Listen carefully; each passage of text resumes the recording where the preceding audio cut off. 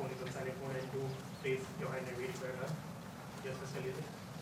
रोहित, खेल में हार जीत होती है और बल्लेबाज गलती करता है तो आउट होता है, लेकिन ये टूर में हमने देखा है कि कुछ बल्लेबाज हमारी टीम में ऐसे हैं कि जिनको रिदम नहीं मिलता है और कुछ बल्लेबाज ऐसे हैं जिनको रिदम मिल रहा है लेकिन वो विकेट छोड़ रहे हैं, उसका दुख कितना होता है? देखिए, दुख जब मैच हारते हो तो उसका दुख ज़्यादा होता है.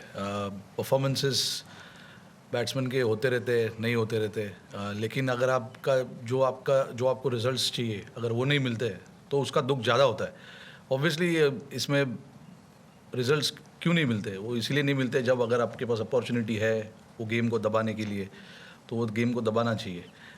उसमें शायद बॉलिंग हो या बैटिंग हो, बैट्समैन हो या बॉलर्स हो, दोनों का उतना ही रोल रहता है. हमारे पास चांसेस थे. अभी तक 4 मैच हुए, चारों मैचेस में पहले मैच को अगर छोड़ दो क्योंकि वो मैच जीते जो एडलेड में हम हारे, ब्रिस्बेन में और यहाँ पर जो हारे, उसमें हमारे पास चांसेस थे अच्छा करने का, अपॉर्चुनिटीज़ लेने का, बट वो अपॉर्चुनिटीज़ हमने लिए नहीं. उसकी वजह से गेम में पीछे लगे. फिर ऑब्वियसली आज हमारे पास अपॉर्चुनिटी था कि गेम को हमारे तरफ लाया जाए या ड्रॉ किया जाए, बट कोशिश की. बट अगेन बहुत से लड़के जिनकी आप बात करें, जिन्होंने रन बनाए, लंबा खेल सकते थे, लेकिन अभी नए लड़के सीखेंगे, आगे जितना मैचेस खेलेंगे तो सीखेंगे उस चीज़ को लेके.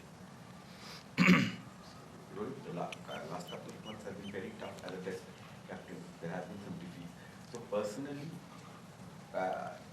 where do you stand as a captain and as a batsman, and what are the processes that you are trying to follow now that maybe some corrective measures are needed? Like, where do you stand mentally and as a player? I stand where I'm standing today. There is nothing to think about what has happened in the past. Obviously, few results have not gone our way. As a captain, yes, that is disappointing. And yes, as a batter as well, a lot of the things that I'm trying to do is not falling in the place that I would want to.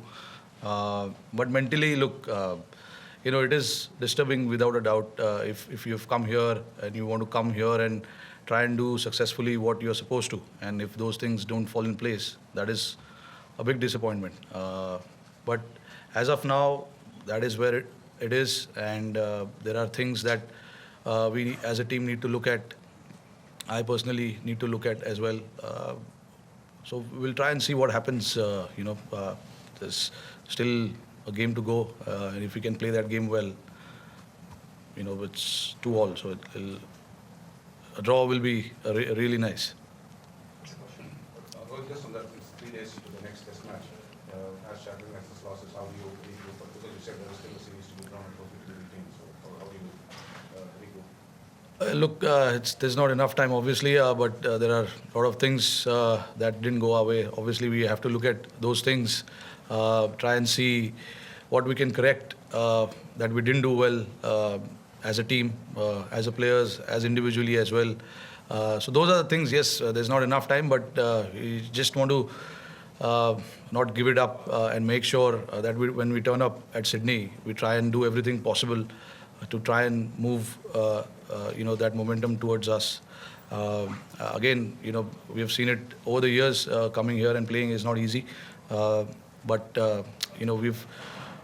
I wouldn't say that we've played bad cricket so far. There have been times where we ourselves are very disappointed with certain things that we did, but again, there are a lot of things also that we did right as well. So. But again, like I said, Sydney, again, we have an opportunity to come out there and do what we can as a team and make sure, we try and play that game well. Rohit, what was your reaction to the punch shot? Did you have any discussion with him when he got that? Sorry? How do you look at the punch shot that sort of led Australia back in the game? Today? Rishabh Pant shot. Today, huh? Ki pehle inning ka? No. Both if you want to. See, look, it's just happened. There hasn't been any discussion about today. Obviously, we lost the game. Everybody is disappointed about how things actually planned out. We certainly didn't think of this result. There is no doubt about that. But again, look, Rishabh Pant, obviously, look, he needs to understand what is required from himself more than any one of us telling him. It's about him understanding and figuring out what is the right way to go about it. In the past, he's given us a lot of success doing what he does. So as a captain, there is a kind of mixed reaction to that. Sometimes you want to back that thought of him playing the way he plays, and sometimes when things doesn't look good, it frustrates everyone. But that is what it is. That's the reality. It's the success and the failure. There needs to be a balance about it. And as a captain, it's very hard to have conversation when it has given him a lot of success as well. But it's about him figuring out what is the right way to do things. It's just about situation as well. Certain situation of the game where if there is a risk percentage, do you want to take that risk? Do you want to let the opposition come back into the game? Those are the things he needs to figure out himself. I know Rishabh for a very long time, and I understand his cricket as well. In the past also we've had a lot of conversation. So in terms of conversation, there's no way I can say that I've not had a chat with him or he doesn't understand what the team expects. He understands that, but the things that he does gives him results as well. So it's just that fine line between telling him not to do those things or telling him to do those things. Rohit, Bumrah has been spectacular through the series, but as a captain, how do you restrain yourself from overboarding him? Is there a danger of overboarding? Yeah, there is. To be honest, he's bowled a lot of overs. There's no doubt about it. But again, every test match we play, we keep that in mind, the workloads of all the bowlers, in fact. But again, like if somebody is in such a great form, you want to try and maximize that form how much ever you can. And that is what we've been trying to do with Bumrah. But there comes a time where you need to, step back a little bit and give him that little bit of extra breather as well. So we've been very careful. I've been very careful. I talk to him about how he feels and stuff like that. Those things should be managed carefully, and I'm trying to do that on the field. Rohit, Jaiswal's dismissal, Sneeko suggests there wasn't an edge. The video suggests there was an edge. Jaiswal went and spoke to the umpires for a couple of seconds before it went off. What's your reaction as captain to what was obviously a crucial dismissal from you? Yeah, look, really I don't know what to make of that because the technology didn't show anything. But with the naked eye, it seemed that he did touch something. So I don't know how the umpires want to use the technology. But in all fairness, I think he did touch the ball. But again, look, it's about the technology, which we all know is not 100%. But again, like I said, we don't want to really look too much into that. It's just that we are more often than not, we are the ones falling on the wrong side of it. It has been happening since India. But yeah, that's where I feel we've been a little unfortunate.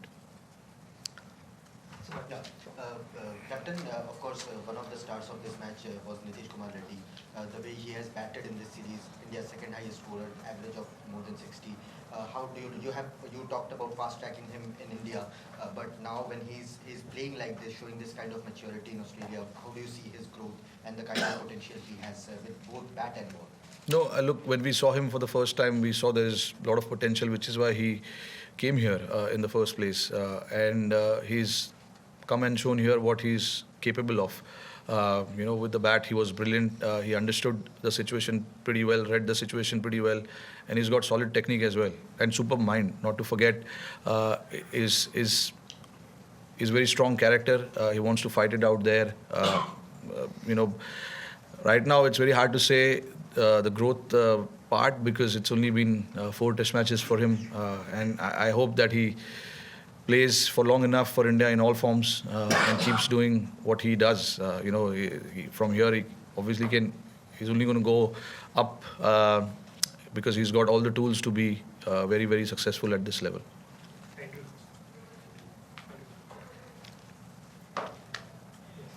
Rohit, you talked about Bumrah's workload. Did you ever during this test match feel the need of another frontline wicket-taking bowler or an option? Or are you happy playing 3 frontline pacers and then backing the side with all-rounders? Look, Akash and Siraj are the frontline seamers. It's just that they've been very unfortunate not to be seen on the wicket column. Siraj especially is bowling his heart out. I don't think there's anything else that he can do. Obviously, there are technical aspect of his game that he's looking into. But other than that, in terms of his effort, his attitude, bowling those long spells, he's always up there. It's just that the wicket column doesn't show how well he is bowled, but so is Akash. In Brisbane and here, in both the games, he's bowled really well. Just unfortunate that couldn't get the wickets under his name. But these are the 3 frontline seamers that we're playing, and just everyone's job to make sure that whoever plays needs to get job done for the team. It is not about 1 or 2 individuals. It's about everyone making sure that they come out here and get the job done. We'll be taking last few questions. Rohit, just for context around the Rishabh Pant dismissal, what was your message to them at T-Grade? Did you think you could still win the game at that point? During T, what was the situation? You needed around 6 and over, you had 7. Rishabh's a good player. He's a good player, there's no doubt. I mean, it's obviously when you come here chasing 340 in mind, we did that last time around, so there's no way that we were not thinking of the target. But to get that target, you need to lay the foundation. You need to lay that foundation for the other batters to come and play the way they want to play. We've got guys in our team who can take the game till the end, like we did in few occasions in the past. Unfortunately, when Rishabh got out, obviously we lost a couple of wickets right after that, and then we knew that it was always going to be tough. Just to be realistic, sometimes I know you want to do the target, you want to chase the target, you want to be positive and stuff like that, but you got to be realistic as well sometimes. And getting 6 and over on that pitch, it seems a little tough. Wicket was slowing down a fair bit, day 5 pitch, and then look, when we had 7 wickets in hand, we were all positive. We were not thinking too far ahead also, and not going in our shell as well. We wanted to be positive and see where the game goes. All the message was to all the batters was to just play the situation and play the game and see where it ends up. And then if the situation arises where there is a time where you can enter into that contest of putting the pressure right back on the opposition, we will do that. But we never felt that we had the opportunity to put the pressure there back on the opposition. They bowled a very good spell up front, and then obviously losing wickets at regular intervals also held us back a little bit. On Shubman Gill, Sanju Samson told a story about how T20 World Cup final, after that, just before the toss, when he was dropped, not picked, that you went and spoke to him why Samaj Lewa wanted to drop you. And he talks how gratefully. So what was your chat with Shubman Gill before this, and how has he taken it? And Sydney, considering it's sort of a similar spin pitch, or not similar, but spin track, would you be going with the same team as now? Look, I don't know what team I'll go with. Okay. We'll go there and see the pitch. Look, I had a chat with him. There is no way when you're leaving someone out for whatever reason it is, you will have a chat, and the chat with him was clearly he was not dropped. We just wanted to have that extra bit of cushion in the bowling, and hence we opted for an all-rounder, which shouldn't weaken our batting lineup. Compromising a batter for a bowler was not something that I wanted to do. We wanted to, bat as deep as possible, and along with that have the same combination. Along with that, to have a bowling attack which can take 20 wickets. So we considered everything, and we ended up compromising him, unfortunately. But again, look, with him, there was never a doubt that he was not batting well or he was not scoring runs or anything like that. It was just to get that combination where we can cover both bases, batting and bowling. We opted for that option. We understood. Of course, I mean everyone has to understand that, because eventually we don't make personal decisions. It is in the best interest of the team. We want to put the team ahead and think about what is the right combo for this particular venue and this opposition. So that's how I plan. Picking up the team. Sometimes, yeah, you can see there's been a lot of changes in the team, but sometimes you got to make sure that whatever suits the conditions, suits your team, and where you can cover all sides of the facets of the game, you make that decision, and that's what we did. Thanks. Thanks, guys. Yeah, Edgbaston was pretty special, and I reckon that's pretty much on par. That was amazing. Yes. Pat, just following up on that, in terms of how this test match has spanned over 5 days, record crowd in the atmosphere, how it all happened, if you could somehow, what it was like today. Yeah, I think it's just probably, when you take all that into account, it's probably the best test match I've been involved in terms of, 80-odd thousand on the first 3 days. Don't know what the crowd was today, but it was huge. Felt like it swinged a lot as well. Never felt like it was, was so far ahead of the game that it was, a win looked certain. So overall, just, one of those great wins. Yeah, Madhavi. Yes. Pat, congratulations first of all. How do you do that? Means, the kind of ability to let your game up in a most crucial kind of games. You always, put your hand up, picking a beat, picking up wickets, or scoring runs. What special you do? I'm not sure. I mean, I try it all the time. Sometimes it works out, sometimes it doesn't. That's one of the things I love about our group at the moment is there's so many people in there that want to be the match winner. Today, you could have told yourself it's a pretty flat wicket. Sun's out, but Starkey, Lino, Boland, myself, we all kind of got around together and we were pumped for the day ahead. Really wanted to give it a good crack. And same with the batting group. So I think we love playing home. We love playing test matches, and this is one of the bigger ones you're going to play, and everyone was up for it. Yeah. Pat, can you talk through the Jaiswal dismissal from your perspective and how that played out against DRS? Yeah, it was a nice off cutter. Do you want me to go that deep, or do you want look, I think it was just clear that he hit it. Heard a noise, saw deviation, so it was absolutely certain that he hit it. As soon as we referred it, you could see him drop his head and basically acknowledge that he hit it. On the screen, you could see he hit it. Ultra edge, I don't think anyone has complete confidence in, and didn't really show much, but fortunately there was enough other evidence to show that it was clearly out.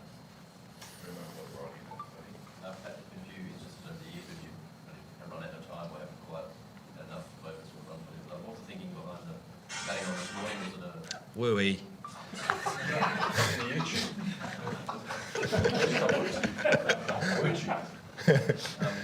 it a total run thing, or were you concerned that they might have enough time to actually chase them down?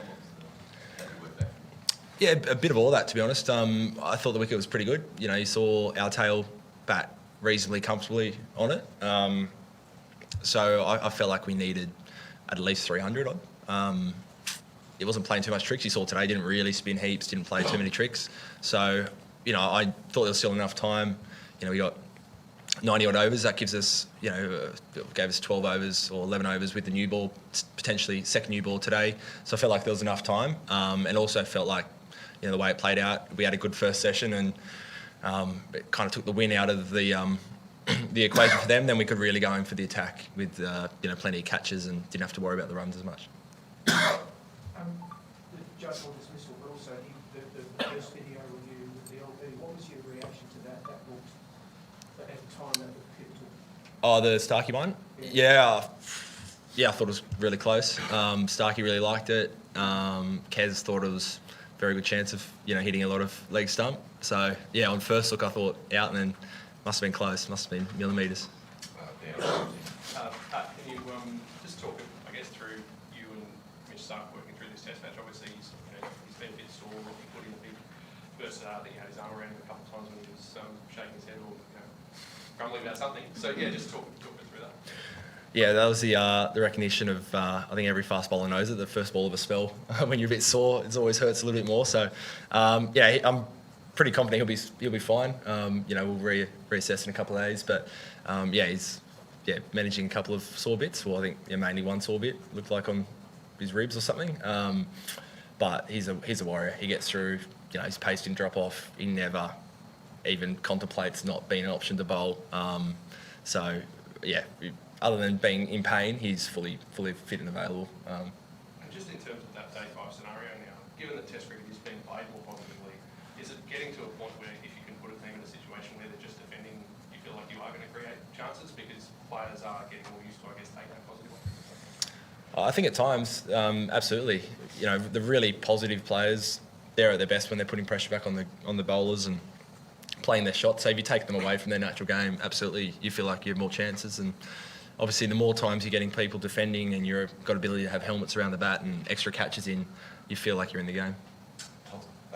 Pat, you had a pretty memorable day. There was a teenager many moons ago, Sammy Constance, a fairly quick test from him in one he'll remember. What have you made of the kid this week, and what have you seen from him that shows that he's up to test level, like standing up the collie and Boomer in the crowd and stuff as well, which is pretty entertaining no doubt. Oh, he's been awesome. He's been great fun. I think I was saying before, I've always felt like one of the younger guys in the team, and then seeing Sammy as a 19-year-old cheering up the crowd, I feel quite old. He was unreal. I think the bravery that he showed on day one as well, and I think there's a bit of process behind that as well. It was, I could hang around here and probably wait for, to nick a ball to the slip, or I can try and put some pressure back on the bowler and take the game on. And he's got that no fear kind of mindset, which is amazing, and hope he keeps on to that. I really love what he's brought to the team. Takes the game on, revs up the crowd, doesn't shy away from any contest. So yeah, he's had a great week. Pat, perhaps no one better than you to assess Jasprit Bumrah's greatness in contemporary cricket. Yeah, he's obviously a really good bowler in great form. He's been their most influential player. He's made it difficult for us at times. I thought all their bowlers bowled really well yesterday. Again, I don't think the pitch was doing too much, but they made it really tough for us. And toiled hard, so I thought, they all bowled quite well. He in particular poses the biggest threat. So, did you feel empathy for Bumrah? The way he bowled has still ended on the losing side. Empathy? Empathy for him. Not too much. No. Can I ask you two bits about Rishabh's dismissal? Just after seeing, first of all, you're surprised with the shot played, whether or not they'll go for a win, and second of all, can you clear up what Trav's celebration was about? I didn't see his celebration. What was it?